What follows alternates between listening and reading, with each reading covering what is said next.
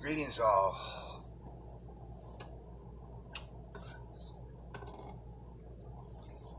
It's been a few months since I've done anything. I've chosen to take 2 vows of silence.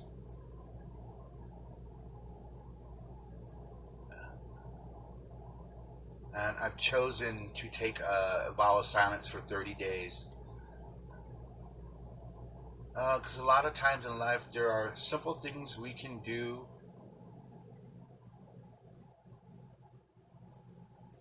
that enable us to take a different perception of reality. It takes us to a different personal space outside of where we're comfortable. It allows us to better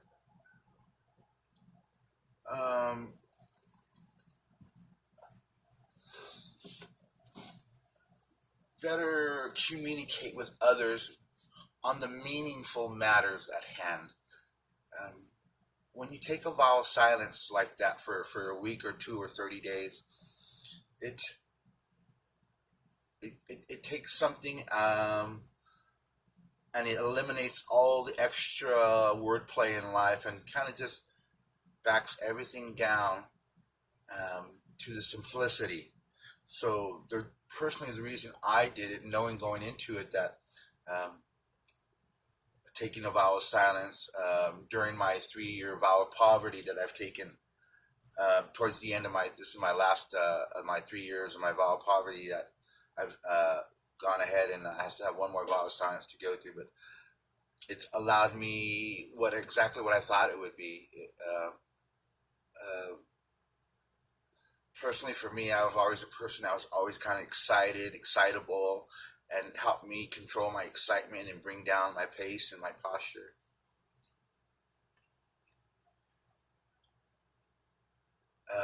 I think it also did a lot for people around me during that time, during my times of silence, that they also got to view something that they're not used to seeing and interact with that. And after a week or two dealing with me, they kind of got the communication, the language of body language and expression, and it got to a point after 2 or 3 weeks, like they understood what exactly. I didn't really have to say a lot to them, and I think that goes a long way as far as not just aiding yourself, but others around you when you do something like that, to view you in that situation and have to react to you in that situation, knowing that you don't speak, because prior to this, I told everybody in advance that I would be working with, and people, family members, and others around me, that I would not be speaking for this duration of time, for 30 days.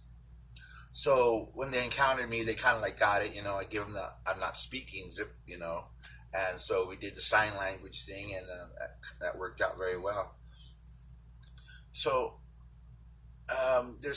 there's access points to the mind that we choose to cover and uncover.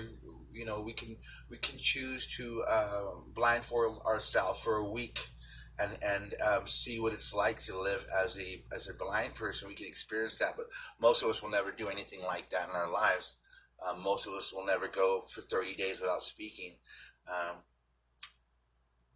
For me, that 30 days, it's not really about the whole 30 days of the speaking. It's about the conquering of controlling that self-thought, the controlling of that impulsive voicing of everything that comes to mind.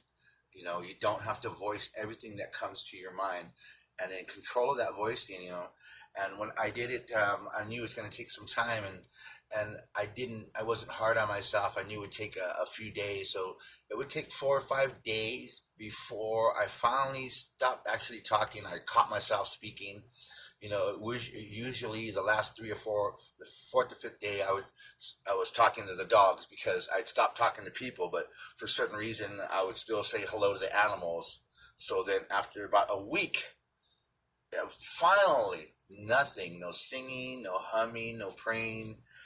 just silence. Even when I was alone with myself, that silence, hearing the crickets and hearing everything, and just listening to music and not talking, it was a great eye opener, and everybody should try that. Okay, so on to today's video.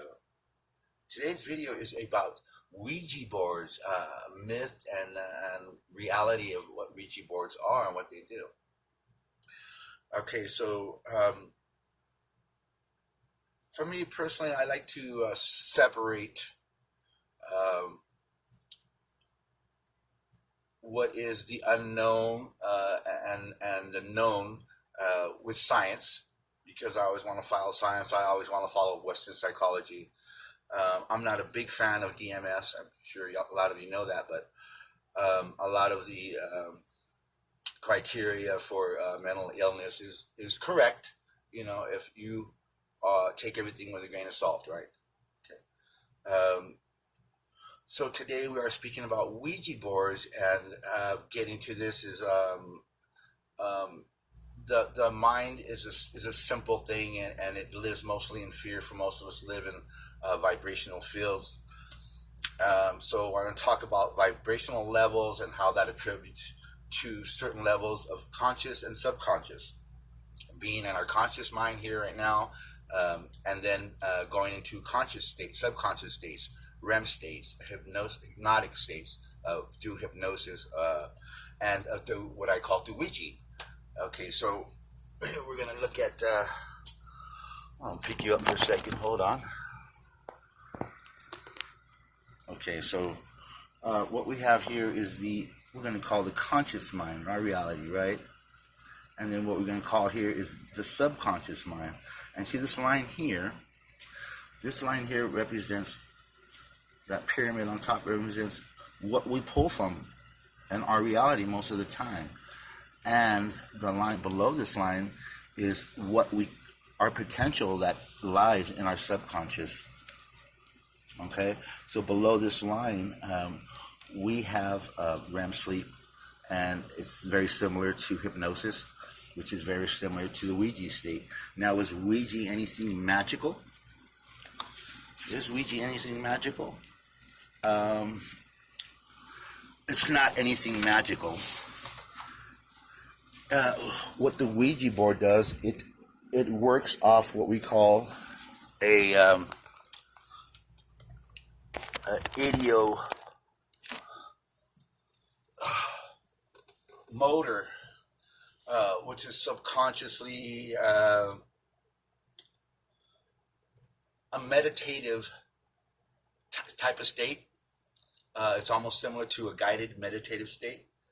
So what you have is a Ouija board works in that realm of not that a spirit is coming in to the board and making the board move.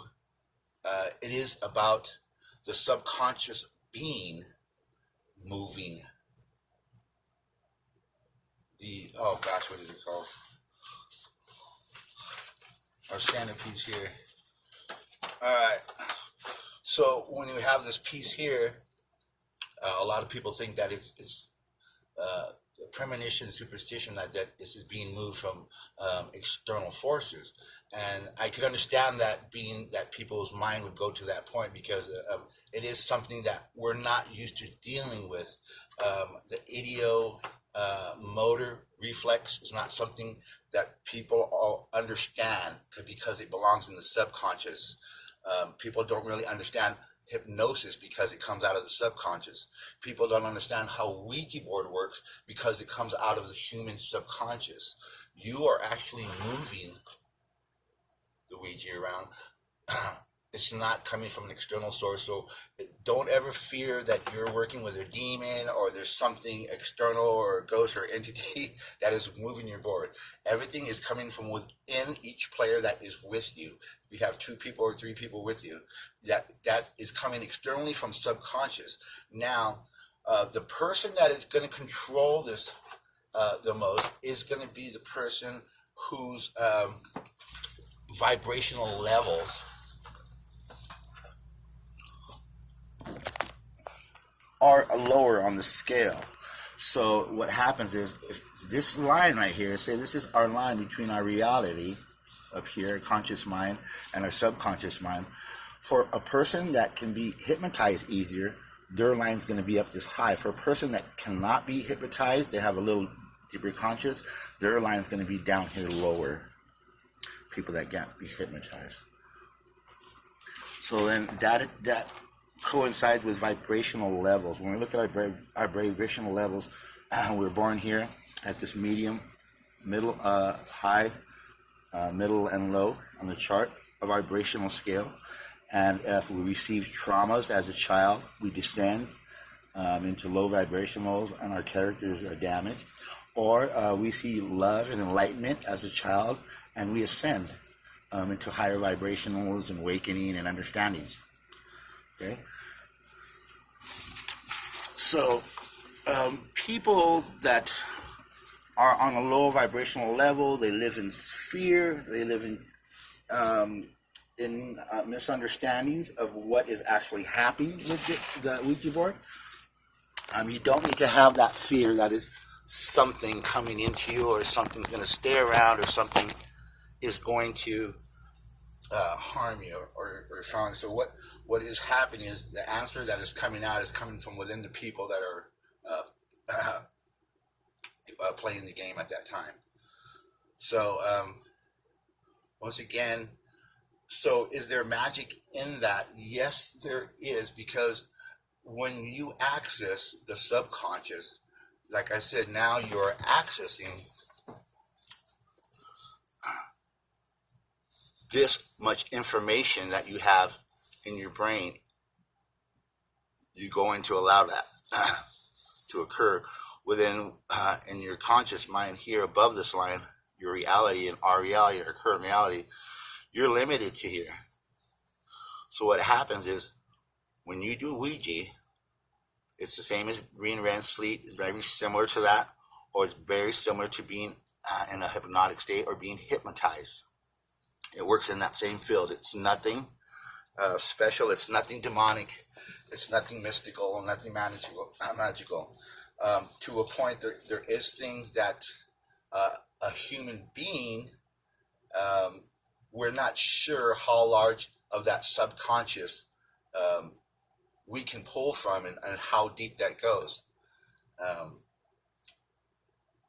Basically, through hypnosis, we are induced to a focused relaxation.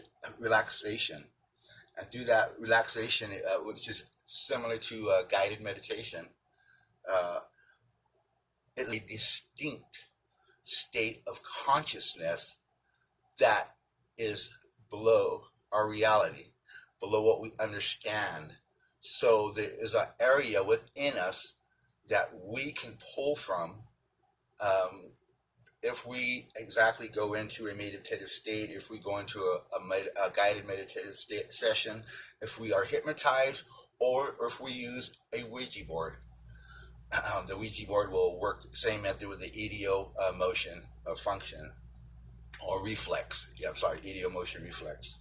That comes out of the subconscious, not from our conscious. So that's what makes it weird for us, because we're understanding, like, why is this moving around? Not understanding that it's coming from a place that is deeper within. So that's why I tell a lot of people, you need to meditate and you need to understand who you are within inside, because you can get yourself a larger piece of that triangle instead of being stuck in here. You can have this understanding down here. But what you do to get into this other state down here, into the state down here, you need to meditate. You need to go on. You need to see who you are on the inside, right? So, okay, so the Ouija board, it will function for you. It will function for you, but on the state of a subconscious level within. So you got to know, maybe if you had trauma as a child that you are withholding to yourself, that you believe that you buried, well, you could pull it from the Ouija board like that. You can ask the Ouija board. I had a trauma at this time, and it'd be basically like a self-hypnosis is what you're going to get out of this. So once you understand what's really happening, Ouija boards are just another tool that we can all use, just like a shovel or a garden hoe. It's nothing to be scared of. It's just like a gun or anything else. It can be dangerous, or it can save a life in the right hand. So it's nothing to be scared of, please. All right. Let me see what else I got left to cover here. So when we talk about going to the subconscious and getting into the subconscious, as Native Americans, we see the subconscious as diving into the two levels, to the two splits. We have the good wolf and the bad wolf, and they both come into reality too. They go back and forth between our subconscious and our conscious. If we are beaten down and we are a low vibrational being, and we live in vengeance, and we live in hatred, and we live in racism, and we live in vulgarity, then we're going to be feeding the bad wolf, right? And from a subconscious level, we'll be attacking things in our reality and our consciousness, on our basic outside reality that we live in now, from the subconscious. So we have to go in and meditate and grab a hold of those wolves, and we have to feed the good wolf, and we have to raise our vibration up. We have to bring our enlightenment up.